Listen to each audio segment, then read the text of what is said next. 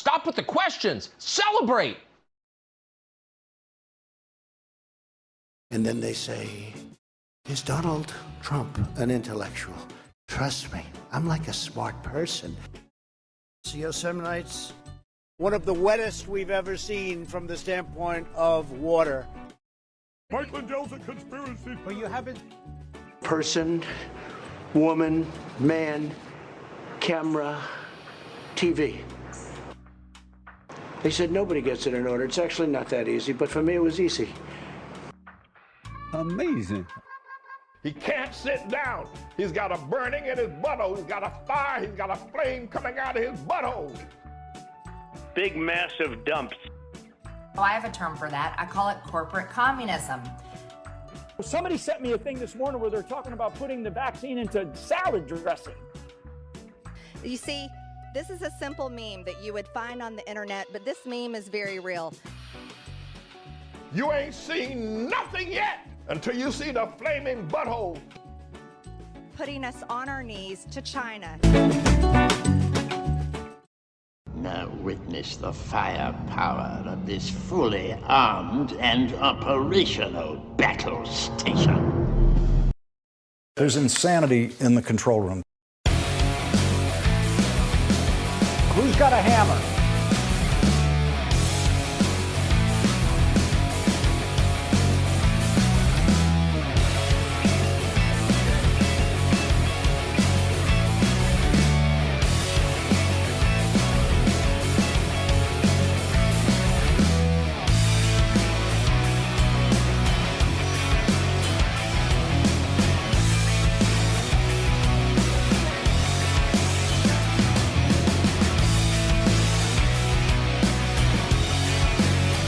Dumps. Big, massive dumps.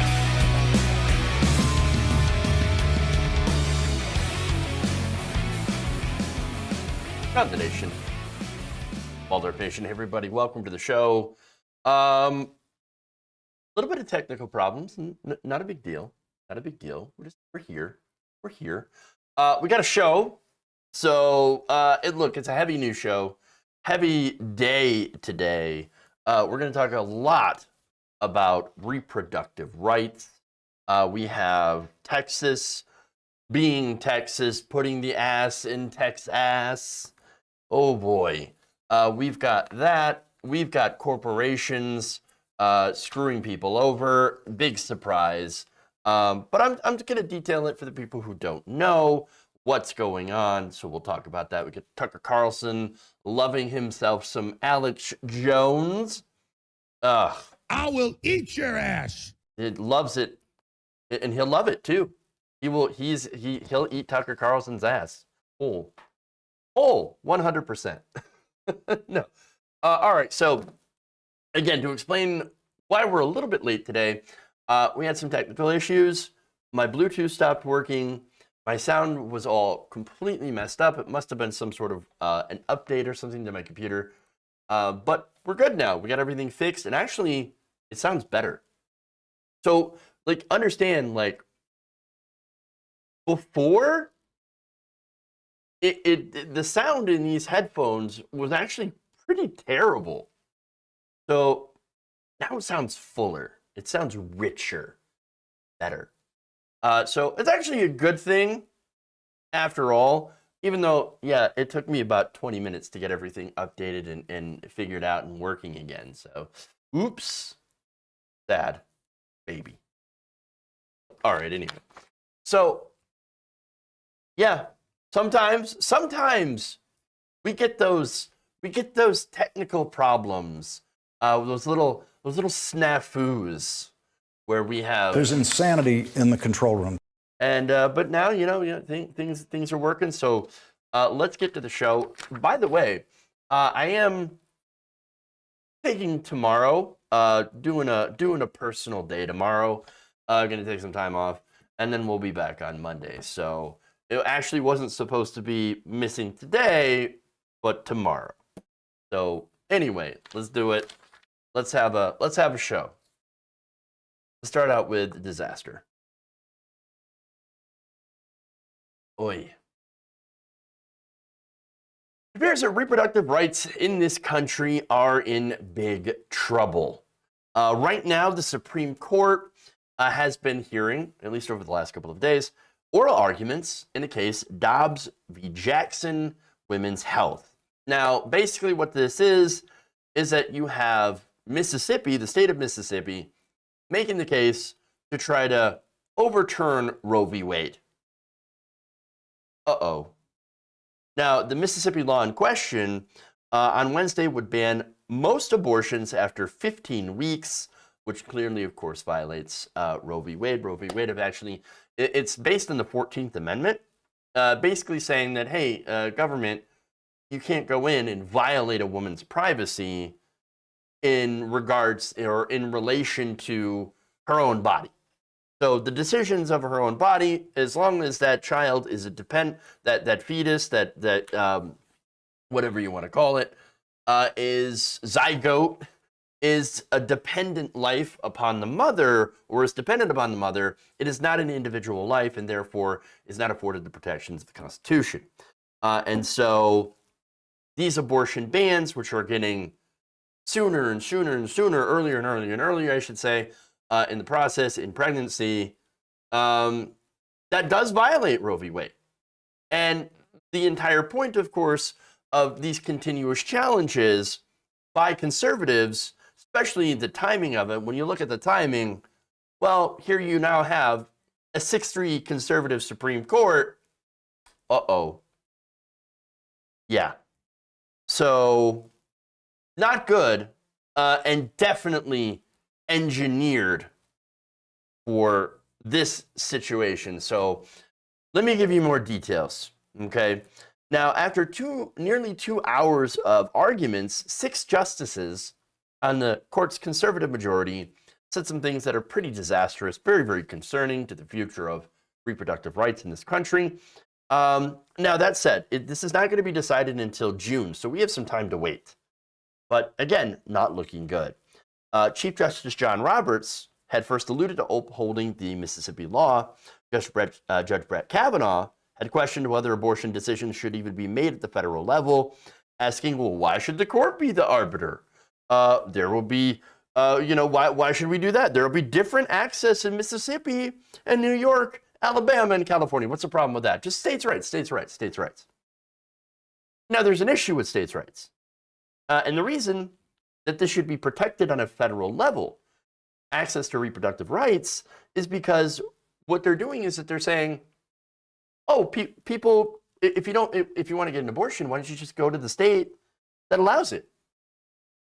Because Republicans will ban abortion, certainly in the states where they have majorities. But that's okay. You can just go to another state. That's fine. It'll be totally fine. Except it's not. Poor people will be left out.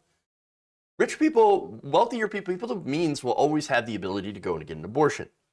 But this really has an impact on people who are poor, have to work multiple jobs, already have big enough families to where, they end up having to really stretch to make ends meet. And then, of course, they get met with, oh look, here you have another child. Uh-oh. What are you going to do? I guess you're just going to have to be in poverty. And not only that, their children will also be kept in poverty, especially when we live in a country that is now incredibly hostile. I say it, hostile against families. Now, what are you talking about? America? How's America hostile to families? For one, we give families almost next to no support. And even when we do, well, for example, child tax credits. The Biden child tax credit, very, very popular provision that basically allows you to get your child tax credit earlier in the form of a direct deposit. So you're already getting that tax credit, and it's going to come to you a little sooner to help you pay for the bills. Great, that's a wonderful idea. Republicans are like, no, I hate this. We should not be giving people handouts for having children. No, well, but wait a minute. You're always saying, the conservatives are always saying, you should have more children.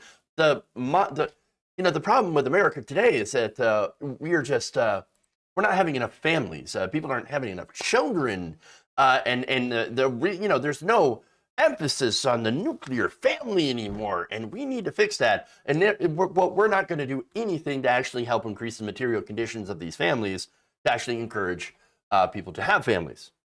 We don't give people health care, child care, paid leave, fair wages, so that, you don't have to have two incomes to survive, unless, of course, you're a banker or a lobbyist. You can't buy homes. Home prices are incredibly expensive. You have private industries going in, like BlackRock, that are going around and buying up all the real estate and then trying to corner the rental market, and then, of course, raising the rents. Not only that, but you can't get an education without putting yourself into a massive amount of debt. It's very difficult to do so, especially when you have college costs that have increased, that have ballooned over 1,000% since the 1960s. So, the people that are already economically disadvantaged, and again, this is a lot of Americans. This was pre-pandemic, close to half of the population, half of working families, working adults, that couldn't afford a $400 emergency. You're going to let those economically disadvantaged people become even more disadvantaged, because now you're basically forcing them to have more children. That's what this is. This is forced birth. And that, of course, all of that is just the economic argument. We haven't even talked about freedom, right? And this clearly violates bodily autonomy and freedom.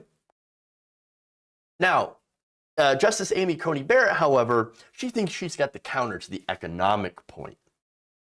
Here's what she said.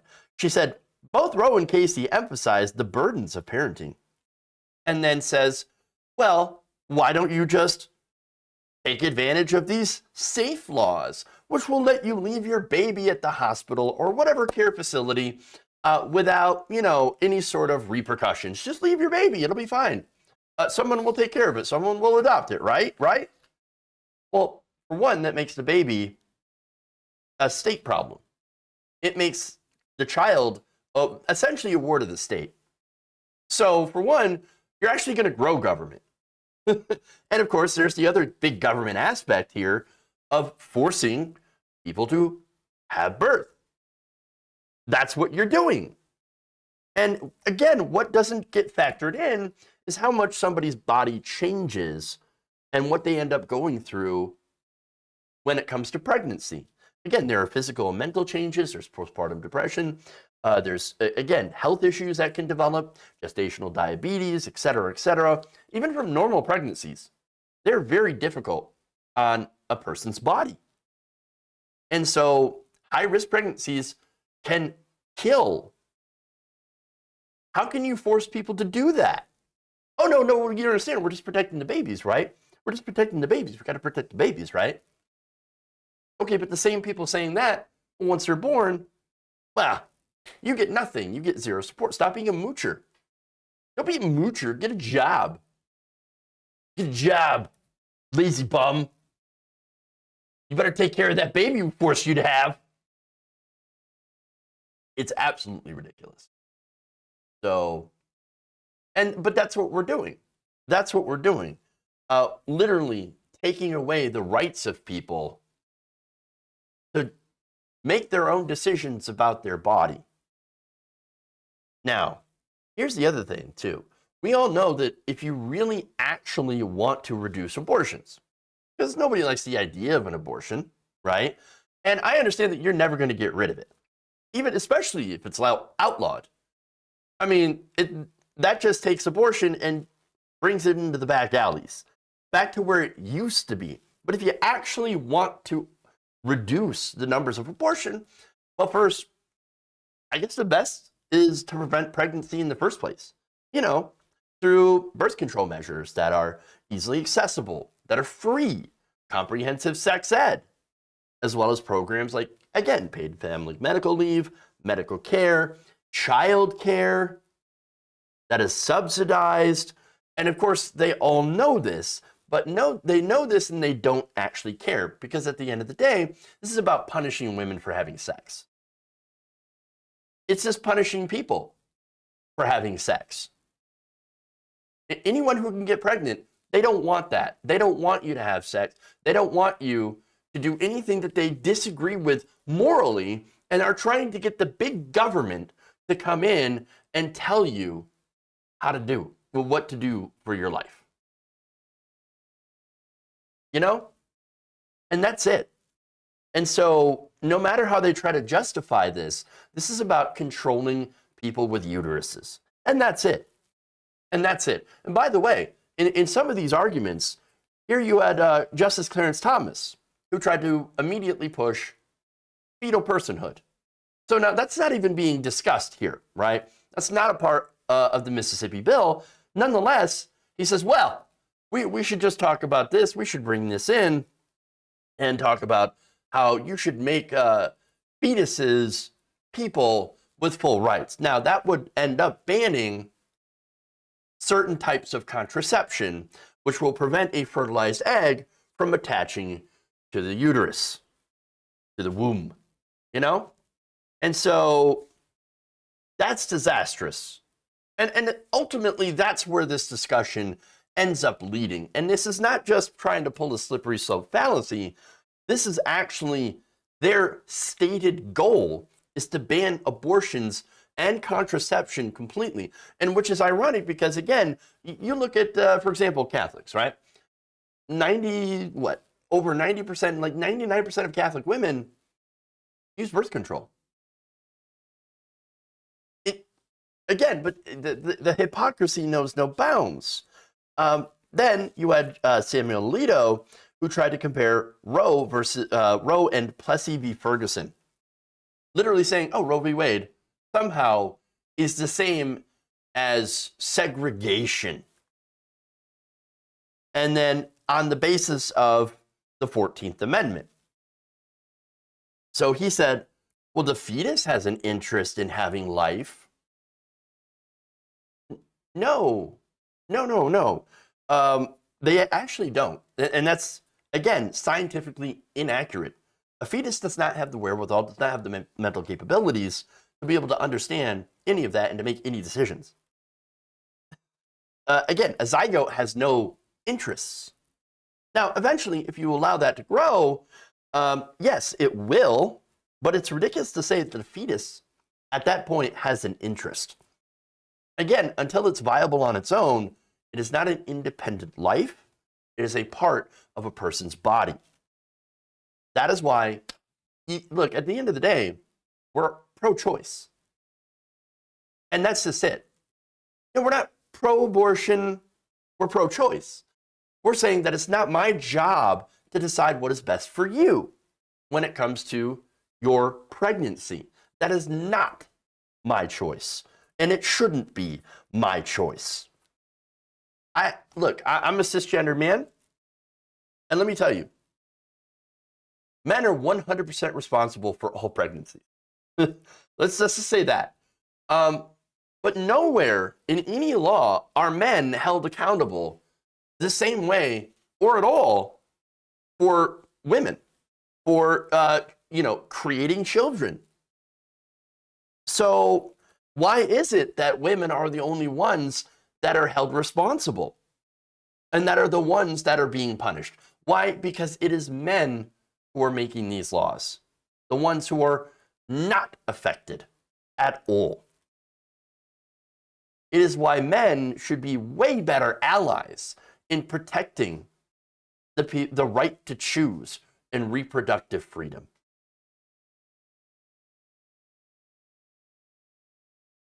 Okay. Go to Texas. Not all of them. I'm pretty sure they are. As a matter of biology, I mean, I guess you could say, you could bring in, of course, non-binary, etc. That's fair. That's fair. Oh, this is a different point. This is the fastest way to ensure that no man will ever get laid again. True. I was actually thinking about this. I was like, well, what if everybody in Texas, every female in Texas decides, you know what I'm going to do? We're just never going to have sex. I mean, if we're only allowed to have sex for procreation, then I guess you're screwed, or literally you're not screwed.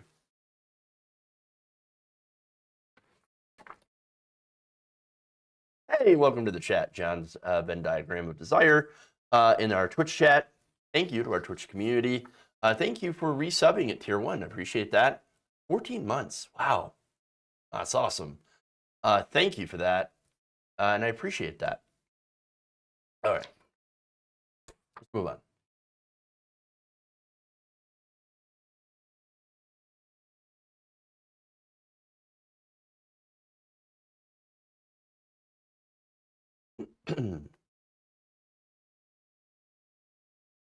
Less than a month after Texas's 6-week abortion ban went into effect in September, the governor, Greg Abbott, is at it again. He has recently signed another bill to try to put the nail in the coffin of reproductive choice. So now, the new law, signed in Texas, restricts abortion medication by prohibiting doctors from prescribing the abortion pill following 7 weeks of pregnancy. That is 3 weeks less than the FDA's limit. So now, certain people might say, oh, well, hey, shouldn't you know you're pregnant by 7 weeks? Those people are generally men. Let's be honest. Look, here's the thing. No, not necessarily. Everybody is different. It's actually not uncommon for people to have no pregnancy symptoms in the first 4 to 6 weeks after the last period. And that's it. That only gives women, people who get pregnant, about a week to make one of the biggest life decisions that you could ever make. And not only that, but look, you have to make an appointment, which can be very difficult to do, to see a doctor. There happens to be, waiting lists, for example. Not only that, but then you also have to get the prescription. You have to pick up the prescription after making the decision and seeing the doctor. And so all of that is jammed into a very small period of time. But it gets worse. What about the people who don't have access to a doctor, who can't see a doctor? Not even right away, or don't even have that kind of doctor near them who was willing to prescribe this. Surely they could maybe get an appointment through the emerging telehealth technology, right? I mean, it's COVID time now. All right. So COVID, hey, we've got a lot of computers now, and everybody's pretty comfortable with using, Zoom. We can have a Zoom meeting with your doctor, a lot of telehealth. No, it turns out that this law actually targets that as well. In fact, the law makes it a felony for physicians to send abortion pills to a patient by courier, delivery, or mail. And it specifically requires physicians to do a medically unnecessary in-person exam before providing abortion medication in person. So can't do the telehealth, can't do the mail abortion pill. You can't get it from out of state because it is the doctor that will get in trouble. That law is punishable by up to 2 years in jail and a fine of $10,000, and only applies to doctors. So whatever happened to the government not getting in between you and your doctor? I thought that was something like, oh my God, we cannot have the government getting in between you and your doctor. That's what Obamacare, that's what all these big government socialism programs, that's what they're going to do. Yeah. Seems like you're getting in the way and getting in between someone and their doctor and using big government to do it. So look, but here's the thing. They don't care. And this is what it is. This is not about pro-life. This is serving their ends of controlling other people. And that's it. So, of course, they're going to be hypocritical when it comes to choice. Now, it's even pointed out that this bill look, there are parts of it that are somewhat redundant given the 6-week ban and are likely in there just in case this gets shut down by the Supreme Court, which is unlikely to happen. So other sections, however, are poised to have a major impact on Texans seeking abortion care early in pregnancy. In fact, just half of all abortions in Texas were medication abortions prior to the 6-week ban.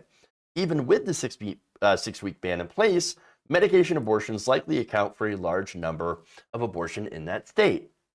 And across the country, medication abortion is the most common abortion method for people who are 10 weeks pregnant or less, according to the Guttmacher Institute.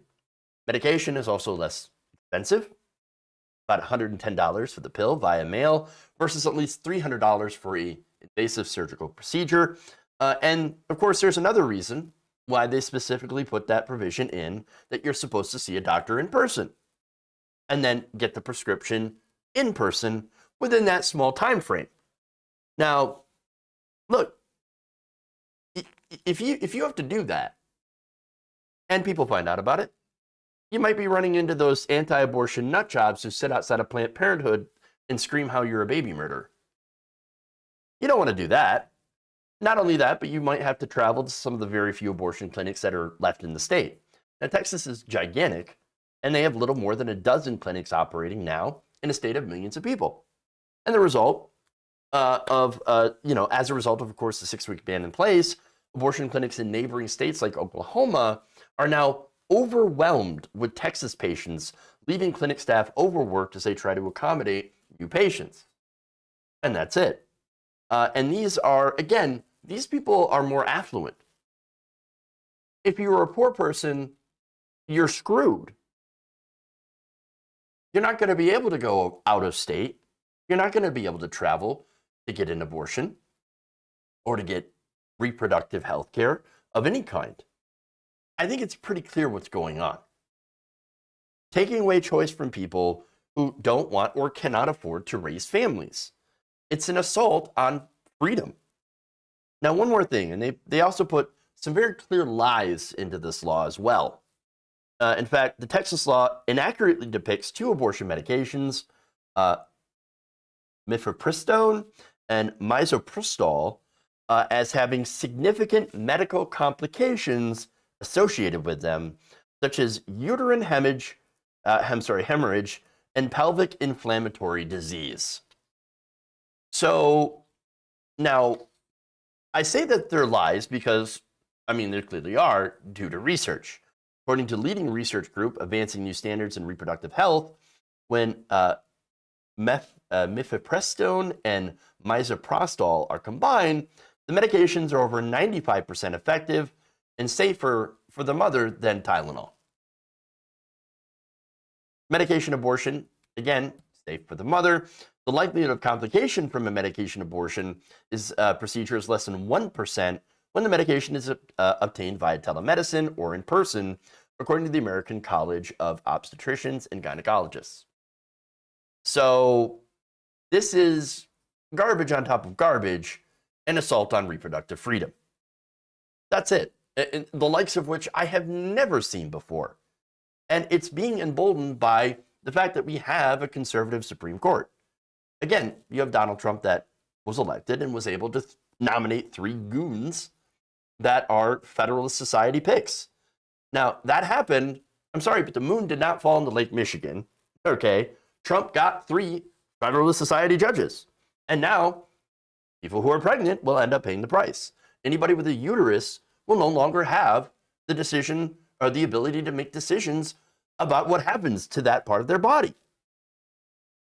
So this is why electoralism does actually matter. Look, I know. Are you going to vote in a change to the system? No. This isn't going to bring in, you're not going to vote in socialism, communism. But it will prevent stuff like this from happening because there are consequences. I know it's not going to take the corporatism out of our system, right? It's not going to change the nature of capitalism, but it is going to at least allow women to have, and pregnant people to have reproductive freedom over their own bodies. Because understand that we are surrounded by people who do not want you to have the right to your own body. I think we should protect those rights. I think we should hold on to those rights. And by the way, there is one way that the Biden Supreme Court, that Biden can stop the Supreme Court from overturning these freedoms, from killing Roe v. Wade. Now, it would actually require strength, which doesn't exist in the Biden administration, but he could pack the court. And that's it. He could pack the court. Now, if he doesn't, there's a very good chance that most of America, anywhere there's a Republican majority, any state, they will end up becoming Texas. And I can assure you, I don't want any of that. And I'm sure you don't either. You won't do it. True. All right.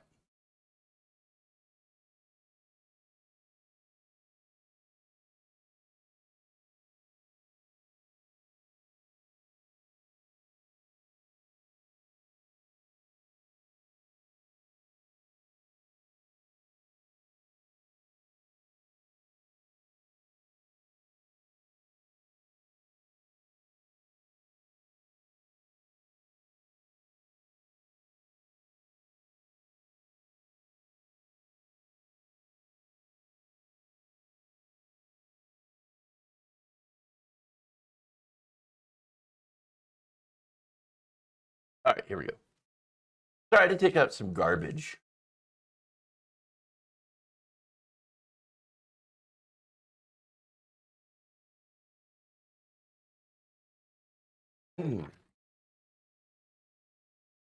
Oops. Here we go.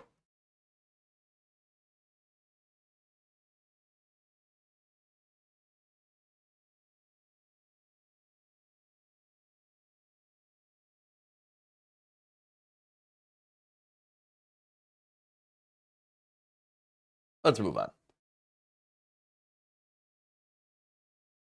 It's been revealed that former President Donald Trump knowingly put a lot of people at risk during his campaign. Now, this is, of course, talking about COVID-19. Now, according to his former chief of staff, he actually had exposed Gold Star families, wealthy donors at a Minnesota fundraiser, not that I care about Republican donors, and then Democratic nominee Joe Biden, White House staff, the crews of Air Force One, White House reporters, and others to the virus. Wow. Okay, fun.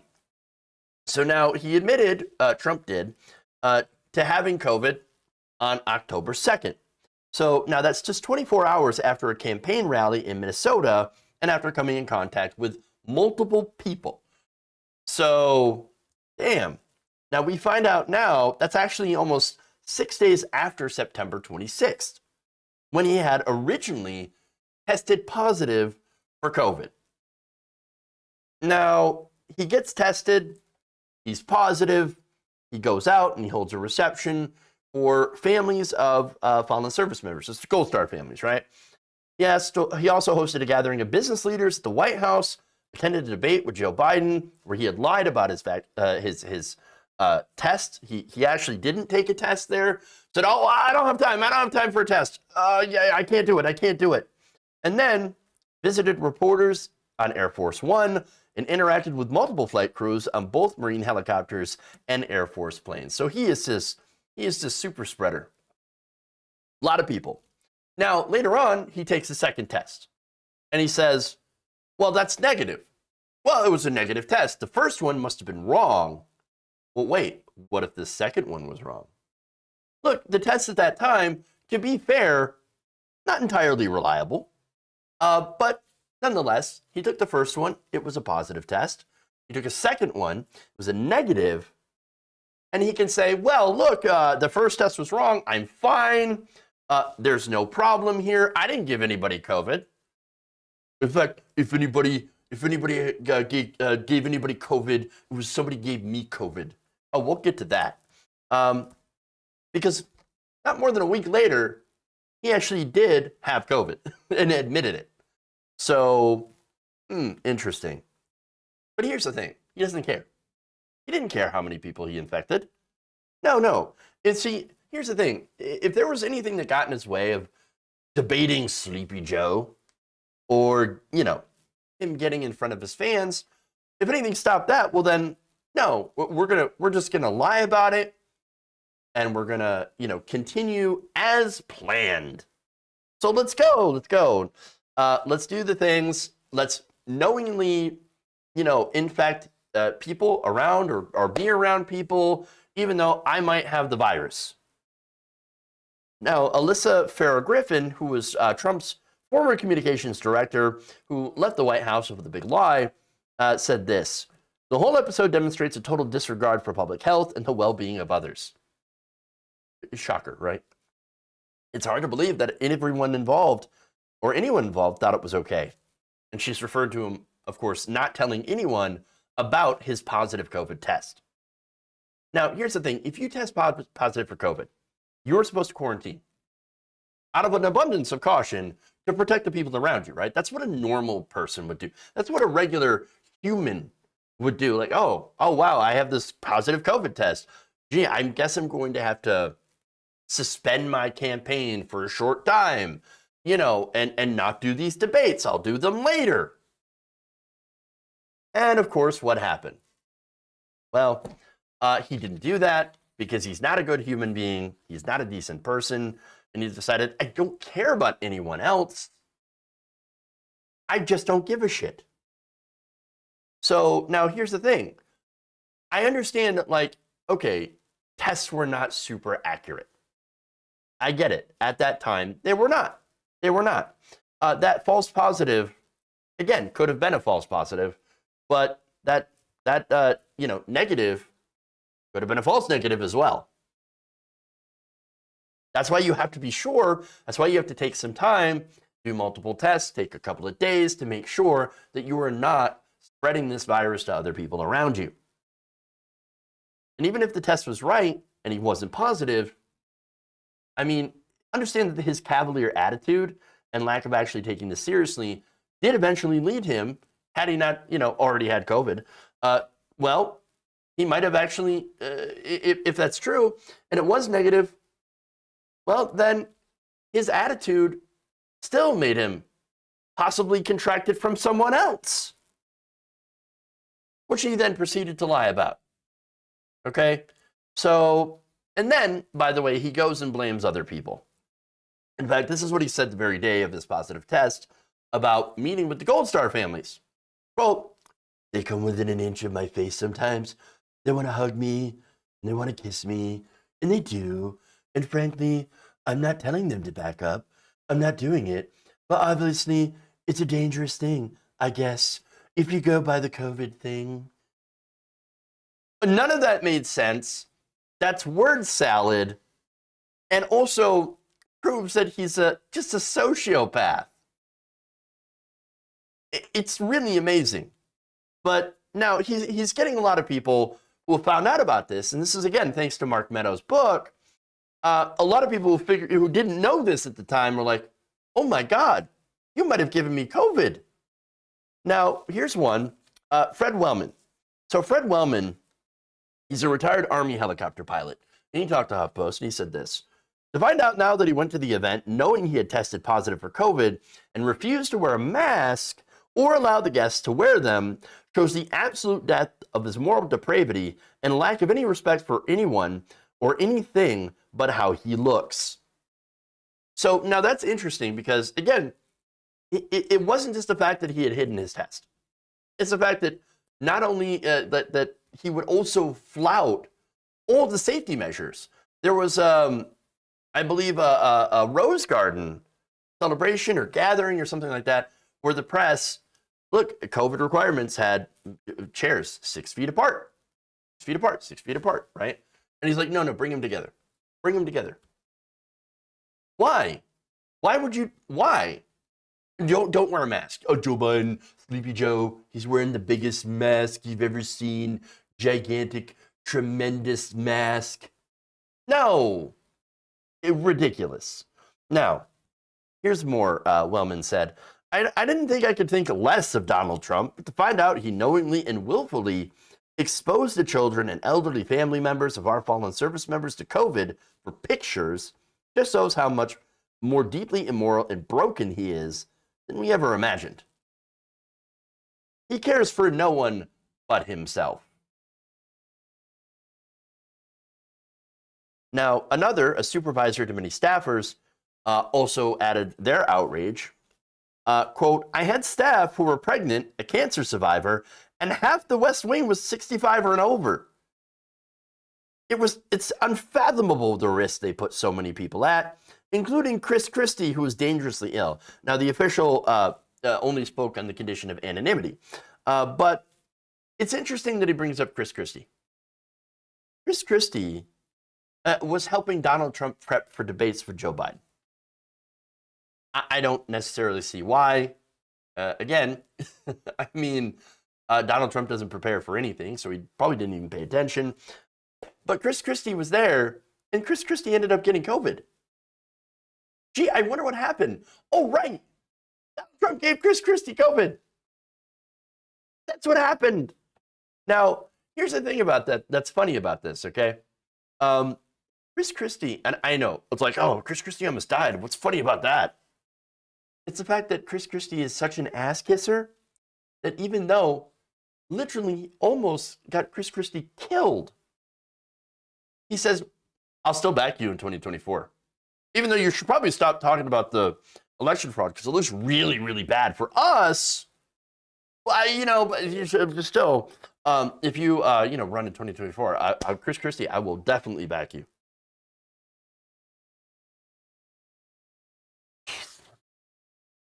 Again, this is a pretty serious issue. COVID is. It is a serious issue. And unfortunately, we had a leader, we had a president of the United States, as well as a political party that still does not take this as seriously as they should. I'm not saying everybody freak out and go into doom mode, right? But just to take the right kind of precautions to protect yourselves and other people, it seems like super common sense. Except unfortunately, as we've seen, common sense ain't so common. But as far as Trump, again, I said it before. He's a sociopath, absolutely gross, getting people sick without a care in the world. And yet there's people, millions of people, who look up to this guy and think, that's my guy. Nailed it. The fact that you don't give a shit about other people, well, you hate the same people I hate. And I just happen to hate most of America. I cannot overstate how just absolutely fucked that is.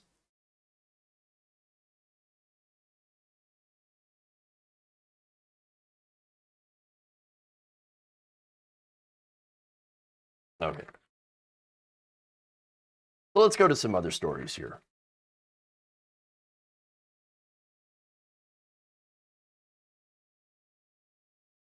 Speaking of the big lie, got a new one.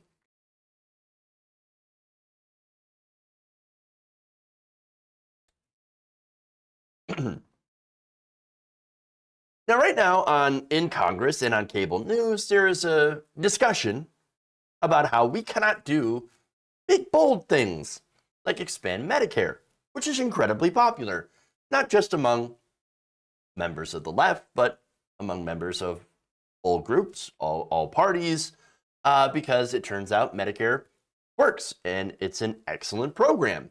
But we can't do that. We can't extend tax credits for children. We can invest in workers or in doing something about climate change, which is an economic and national security and, of course, a global threat. We can't do that because, the economy has been overstimulated. Not by corporations getting massive amounts of welfare. No. It's because you got too much in welfare with your $1,400 stimulus checks. Of course. Now, their arguments are, and I've showed them to you on the show before, too much money in the economy, too much stimulation, it's too hot. You can't spend any more money. No more government spending, because it's government spending that's driving this. Government debt and all that. That's why we have inflation. Look at the inflation, 6.2%.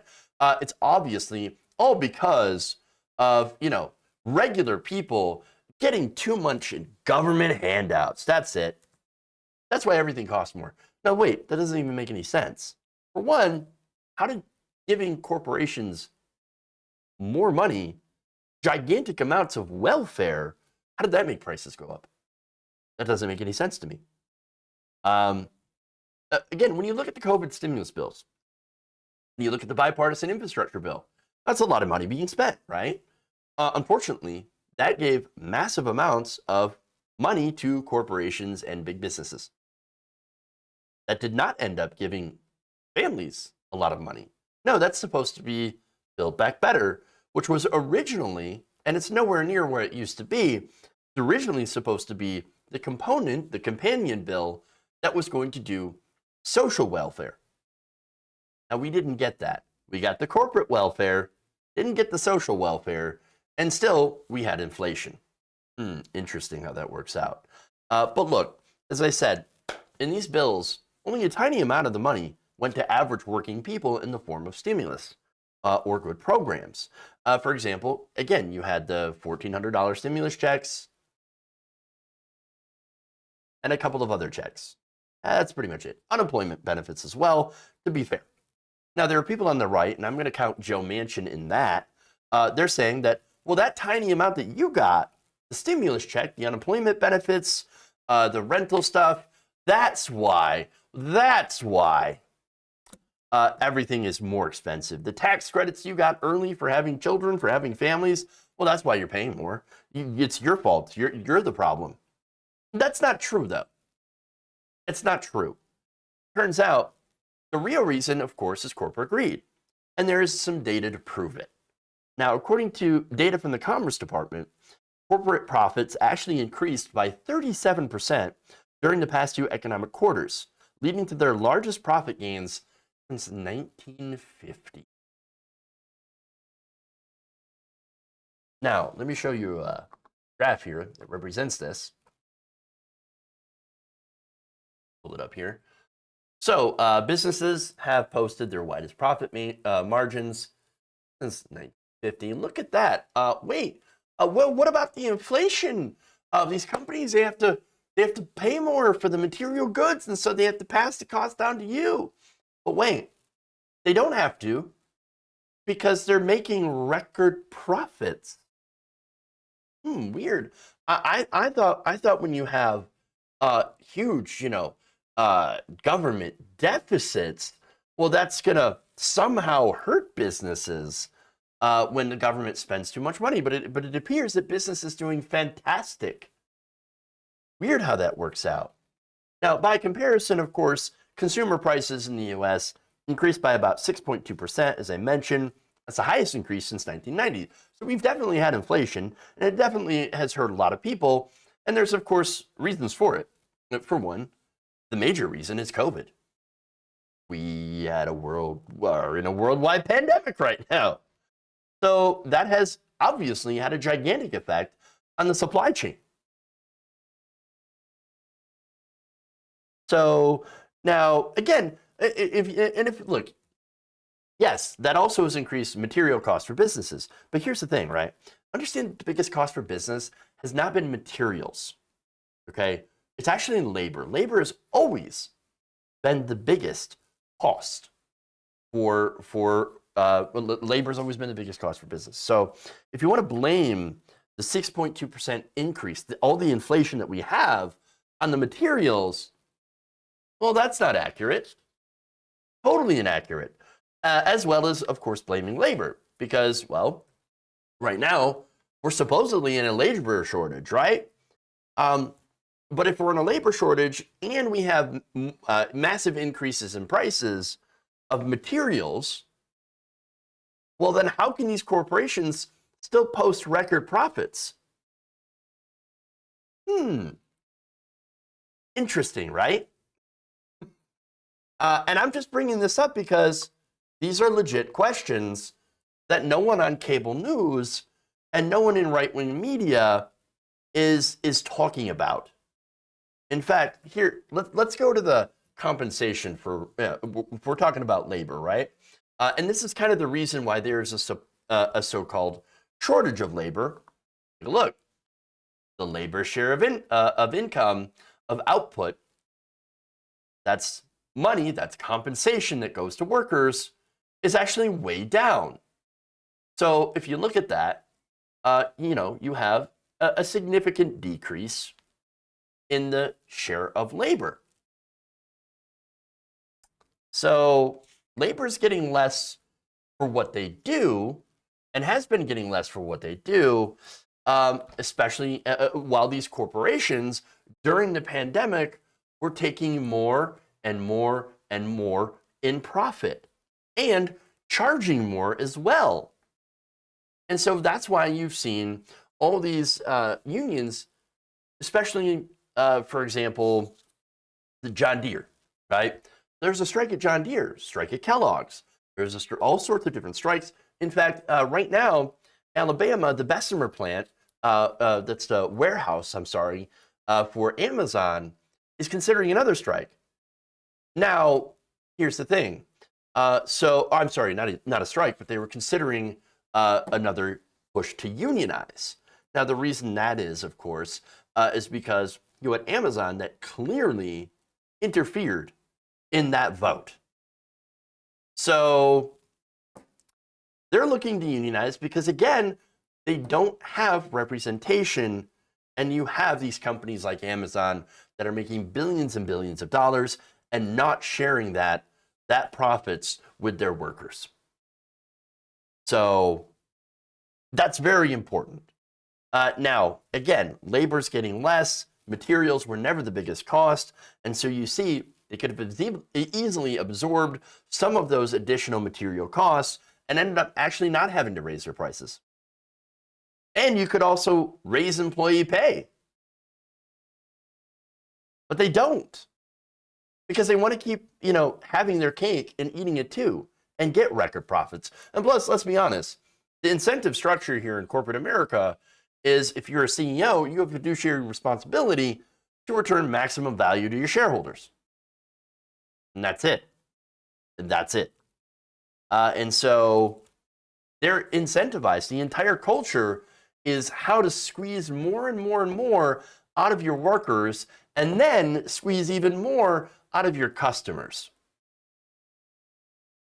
So that's the situation here. Now, they're also talking about, and here's the thing, okay? So these companies, through their lobbyists, are instructing their goons in Congress and in the media to lie about social spending, saying that it's social spending that's the real problem. But as most economists predicted earlier this year, the stimulus actually didn't impact the economy as much as these lawmakers had even claimed. In fact, a senior fellow at the Peterson Institute for International Economics, this is Olivier Blanchard, who spoke to CNBC earlier this year, said this: the checks, while they helped, didn't lead to a boom in demand. Those checks, it's likely they were spent on bills, or food, or paying down debt, or paying past rent. Not that many people were actually able to go out and buy a ton of new things. And if they did, well, that's actually a good thing. That's what you want. It's stimulus, right? It actually goes to help our economy in the short term. Now, why it didn't have an effect is because you had so many people that were responsible, that were paying bills, that were paying down debts, and they were buying food, and they were doing all these things. And so what you end up having is, again, not enough stimulus into the pockets of average people to bring up demand. And then, of course, you had these supply chain issues as well. And so in the end, what's hurting us is corporate greed. Simple as that. Now, in fact, under this is Family Farm Action Alliance. It's an advocacy organization that promotes a working class agriculture system, so a more sustainable system. Says, under the guise of inflation, large companies are swindling customers to boost their bottom line. More Perfect Union, another organization, said that corporations were only using inflation as an excuse to raise their prices. Quote, corporations are seizing the opportunity to engage in a massive profiteering because they can. They don't care that you have to pay more for your groceries. True. And Senator Bernie Sanders also tweeted this. Let's be clear, the problem is not the worker who got the small raise and a $1,400 check 7 months ago. Was it really that long? Holy crap. The problem is corporations making record-breaking profits while 700 billionaires became $2 trillion richer during the pandemic. We need an economy that works for all, not the 1%. Now, here's the thing. We have a system that is based right now on greed and the exploitation of the working class. And how they get away with it is, well, for one, they use media to lie to you. Corporate media. And they use that media apparatus and they use those politicians to try to make you think that you're the problem. You know, that any spending on social spending, that's socialism and that's bad. And as far as Democrats, well, boy, we'd love to offer you a public option or subsidized childcare. We can't afford it, though. We just can't afford it. You know, we have too much debt, and then it's inflation. You're just going to end up paying more because they're just going to pass down the cost to you, and we just can't do anything. Well, here's the thing. You already are paying more, even while these companies are making off with billions of dollars. No, we have to change the system. Now, we have to change the system in the long term, right? And that's very difficult to do. And, you know, it's going to require a lot of time, a lot of effort, a lot of work. Now, in the short term, there's also something that we can do. And that's getting more progressives in office. Yes, I know, electoralism, right? Electoralism does have a place in this scheme for the short term. Now, in primaries, you should be voting for the more economically progressive Democrat. Now, I'm not saying that they're going to be perfect. Obviously, you're never going to vote in socialism. But what they can do is make small changes. If there are enough of them, they can make small changes to enhance our lives as we, you know, get other things together to try to actually change the system in a big, big way.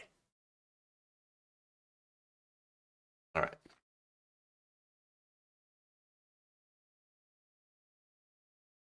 Go to Tucker Carlson.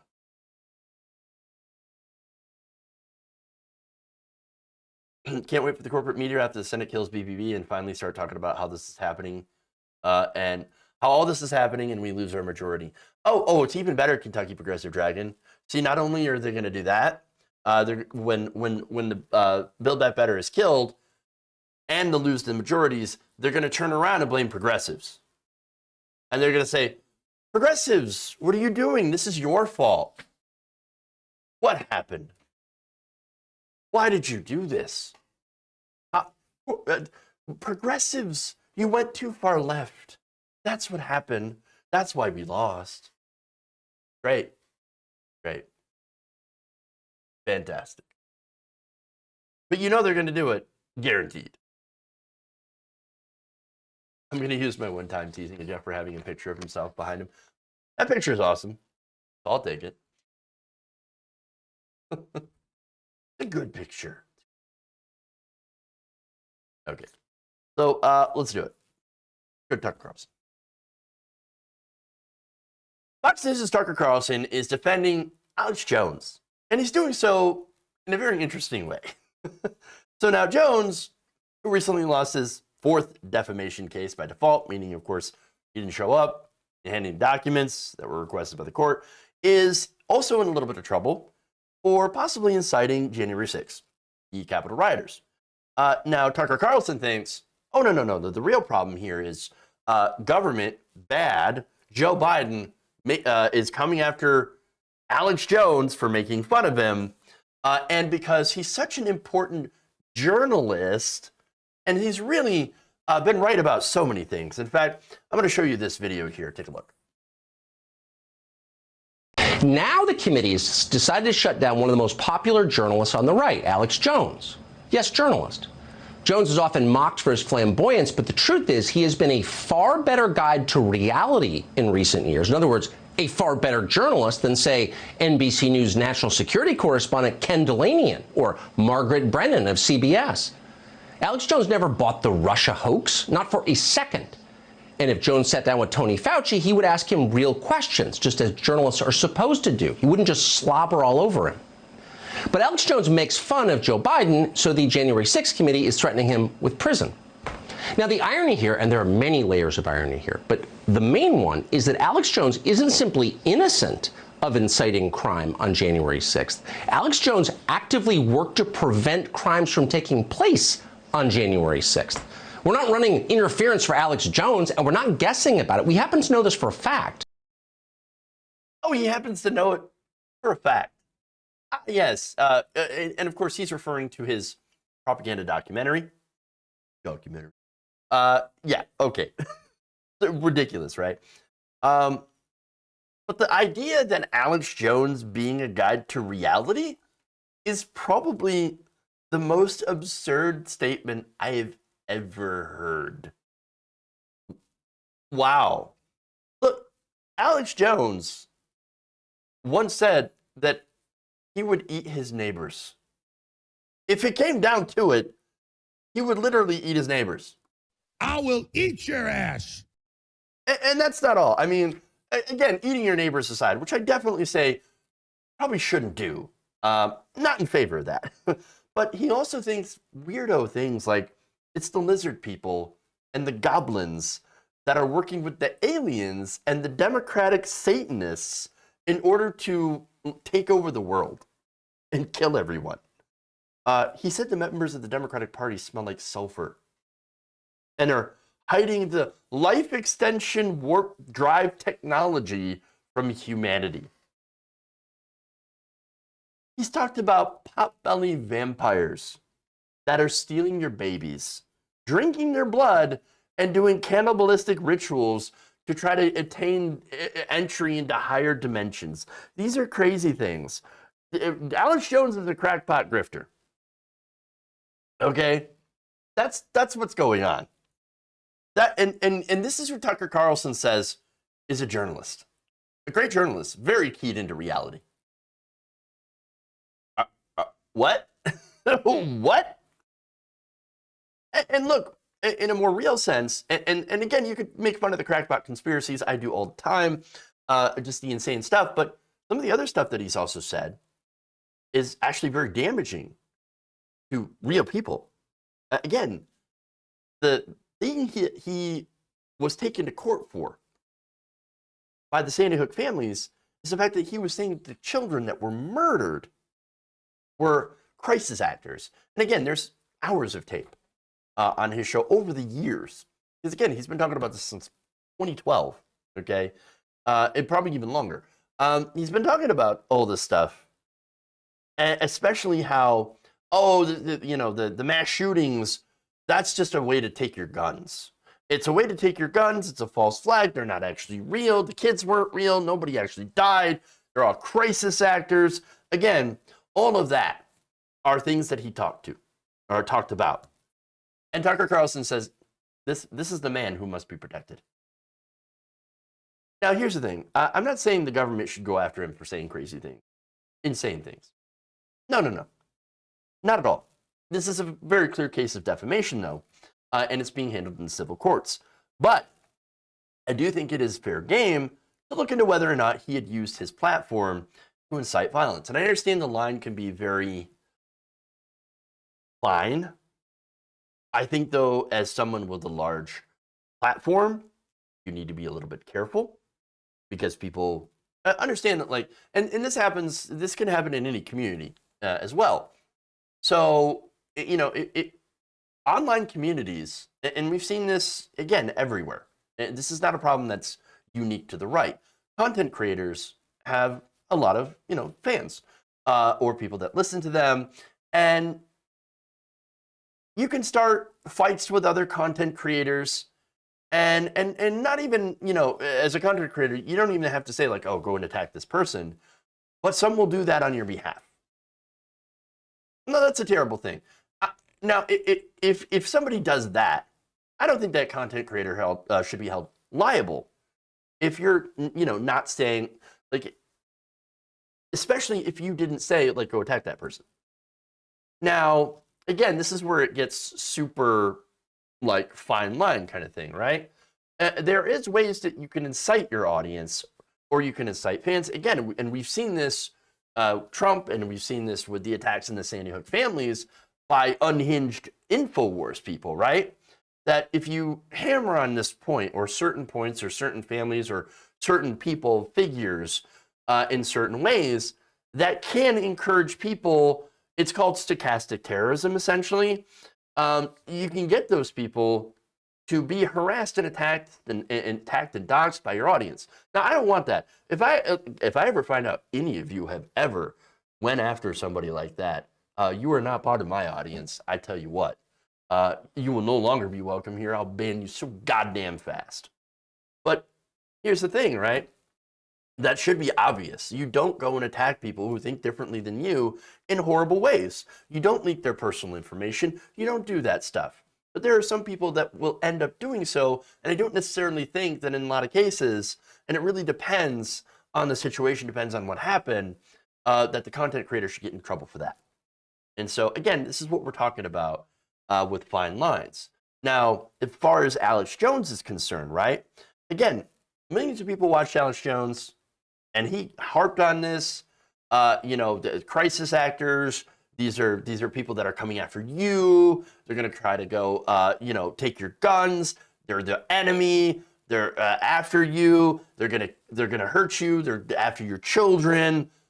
You do all that stuff, then yeah, I think there should be some liability here in this, and that's what the Sandy Hook, civil suits were all about. Okay. Now, as far as Capitol riots, as far as January 6th, I think that is fair. Did Alex Jones help plan the riots? That's kind of my line, right? Did he plan the riots? Did he know that there was going to be violence, or did he think that there was going to be violence, or was he hoping for violence?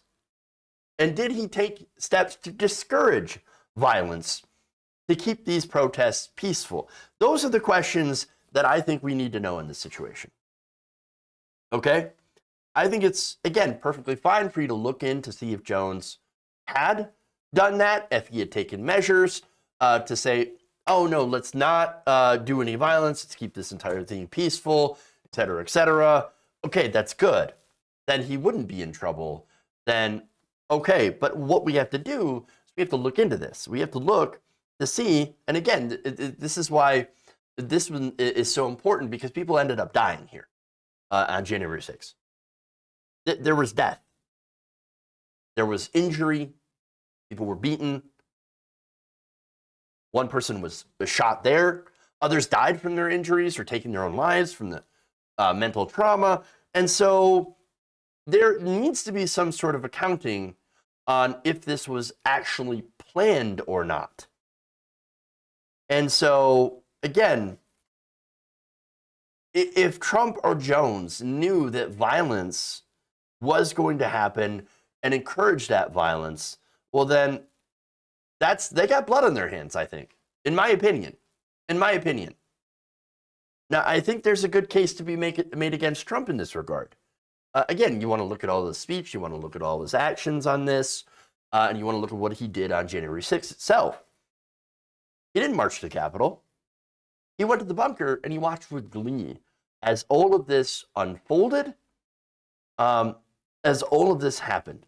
He had to be pressured multiple times to go out and make a statement. Please tell your people to stop. Tell them to go home. He had to record a statement like 4 or 5 times because it was too nice and didn't actually tell the protesters or the rioters to go home. And the one that we ended up seeing, it took 5 takes, and it was still like, we love you, we're very special, you're very special, but you should go home, and you should go home in peace. Even though they were definitely not home in peace. That's why I do support this commission. We should get the details from that. But one more thing here. And this is going back to Tucker Carlson. So I think Tucker Carlson, I'm going to make a comparison. Tucker Carlson is basically sanitized Alex Jones.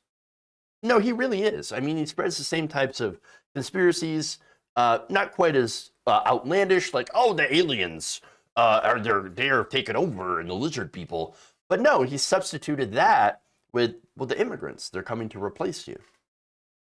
I mean, he's a proponent of white replacement theory, that they're busting in the immigrants to come replace Americans, the true Americans or white people. So there's that. And he's also, again, spread conspiracy theories about COVID, about the vaccines, about, January 6th. And so all of this, what he is a slightly more palatable Alex Jones, who says almost the same types of things, but just replaces the villain. Instead of potbelly goblins and vampires, it's immigrants and Democrats. And it's the same type of thing. And so he's actually Alex Jones, but better at it, because he's not getting in trouble. He's still on Fox News. He's still making millions and millions of dollars, whereas Alex Jones, he's going to lose probably his shirt, which, of course, in many cases, sometimes that shirt just comes off without any warning anyway. But I'm talking about money.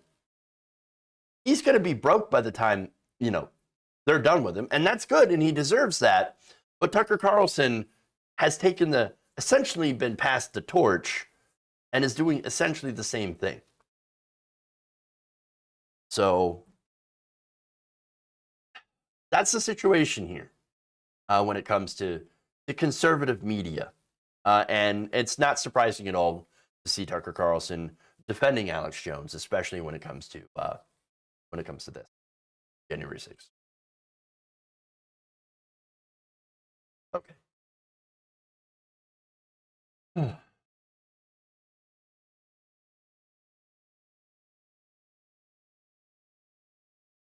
All right, before I go, Calf Kitten, thank you for resubbing for a month tier 1. Appreciate that on Twitch. Wonderful. Wonderful to see. Thank you. Gabby Mathis says, will you ever get a mod? I want to get a mod. I don't have any volunteers. There's no volunteer. Literally nobody wants to be a mod. And so it's very difficult for me to be able to find someone to do so from the community who is here, enough to be a mod. And so I am unfortunately continuing to work, to look. And so, it's difficult. It's difficult.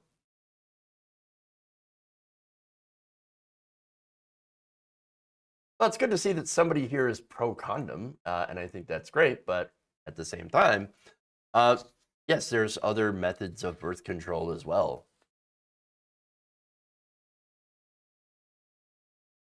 No, I'm looking for a mod for our YouTube channel, actually. So, being a mod is a crappy job. Not here. Mod's pretty good here. Did I have some folks volunteer?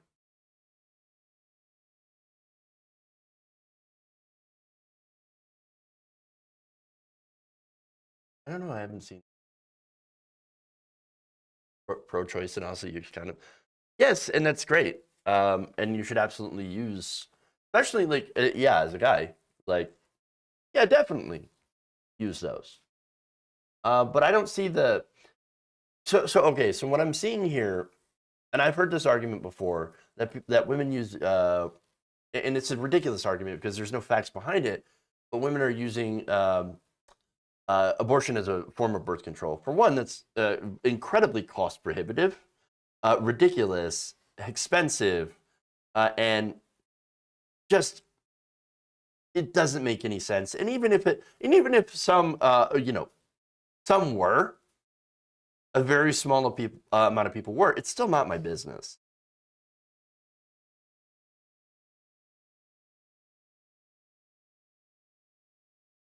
No judgment. Tucker is slobbering on Alex. No judgment. True. Facts. So yeah, I'll have to look and see what we have with mods here. Oh look, we've got a volunteer. We'll see how it works out.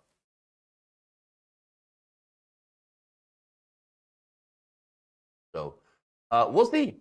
We'll see how it works out. So thank you for that volunteer, Rachel. I appreciate that.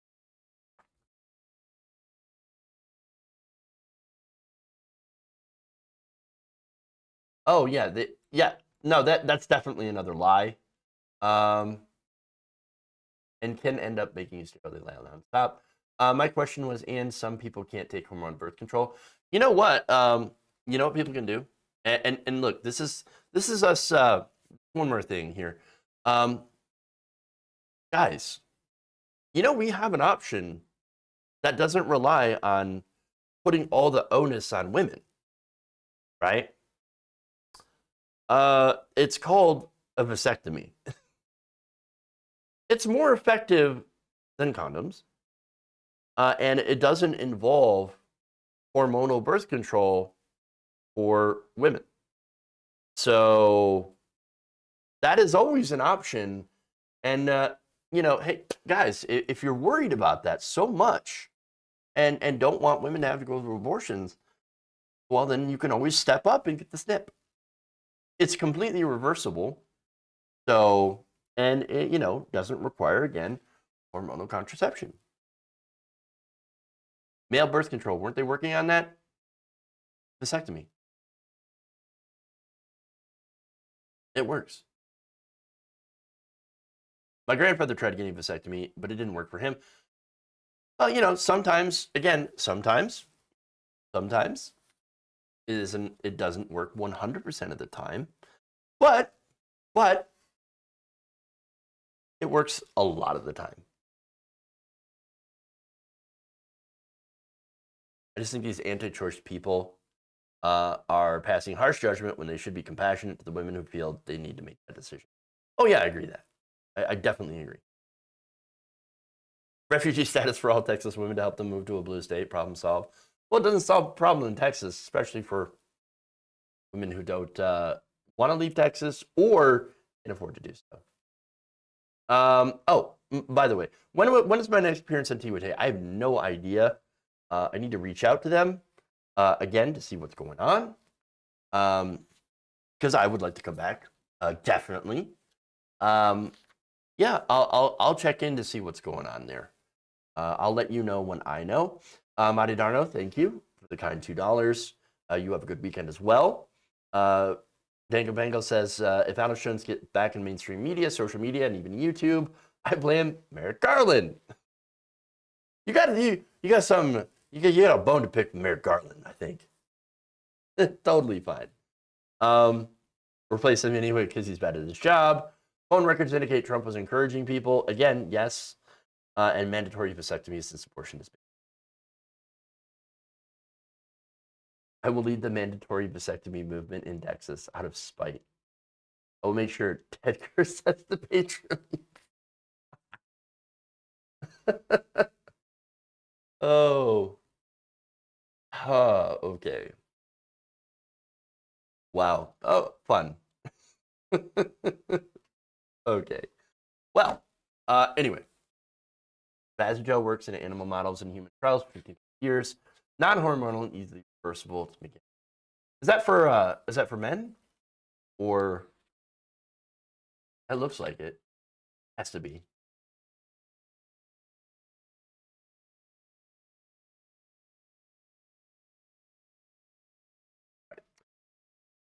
Well, that's it. Thank you all. Love you. And remember, change begins with you. We'll see you back here on Monday. Have a fantastic weekend.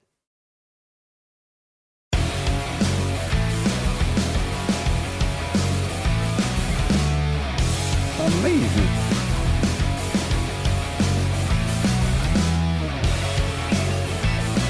I have not loved this conversation.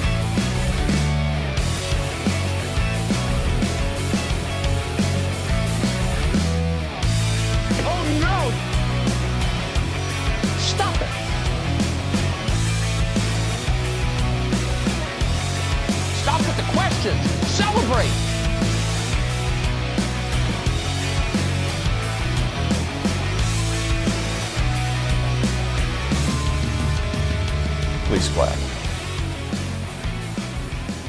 You're kicking me out the door. You're kicking me out the door.